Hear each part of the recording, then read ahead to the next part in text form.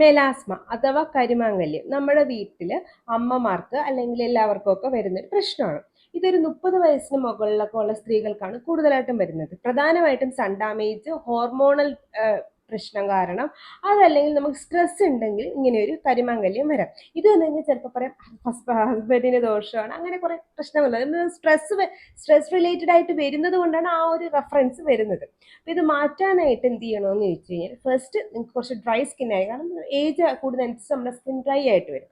അതുകൊണ്ട് തന്നെ ഒരു വളരെ ജെന്റിലായിട്ടൊരു ഫേസ് വാഷ്, സെറ്റാഫിലിൻ്റെ മിനിമലിസ്റ്റിൻ്റെ ജെന്റിലായിട്ടുള്ളൊരു ഫേസ് വാഷും ഒരു തിക്കായിട്ടുള്ള മോയ്സ്ചറൈസറും ഒരു സൺസ്ക്രീനും ഫോളോ അപ്പ് ചെയ്യാം. സൺസ്ക്രീൻ നിങ്ങൾക്ക് ഡോട്ട് ആൻഡ് കീയുടെ വാട്ടർ മെലോൺ സൺസ്ക്രീൻ, അതായത് പിങ്ക് കളർ സൺസ്ക്രീനോ അതല്ലാന്നുണ്ടെങ്കിൽ ഫിക്സ്ഡർമയുടെ സൺസ്ക്രീനോ ഒക്കെ നല്ല ഓപ്ഷൻസ് ആണ്. മോയ്സ്ചറൈസർ, ഡ്രൈ സ്കിൻകാരുടെ ഏതെങ്കിലും ഒരു മോയ്സ്ചറൈസർ.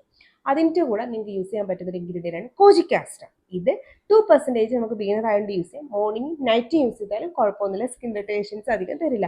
ഇതൊരു 2 months continuous use, 2 to 3 months continuous use ചെയ്തിട്ട് ഒന്ന് ബ്രേക്ക് എടുക്കുക. കൂടാതെ വീക്കിലി 2 പ്രാവശ്യം glycolic acid 7% toner knightly use ചെയ്യാം. ഗ്ലൈക്കോളിക് ആസിഡ് യൂസ് ചെയ്യുന്ന സമയം നമുക്ക് കോജിക് ആസിഡ് യൂസ് ചെയ്യാം. അപ്പോൾ എന്തെങ്കിലും ഡൗട്ട് ഉണ്ടെങ്കിൽ കമന്റ് ബോക്സിൽ ചോദിക്കുക. ഇതുപോലത്തെ skin care and hair care വീഡിയോക്ക് ഫോളോ ചെയ്യാനും മറക്കണ്ട. ടാറ്റാ.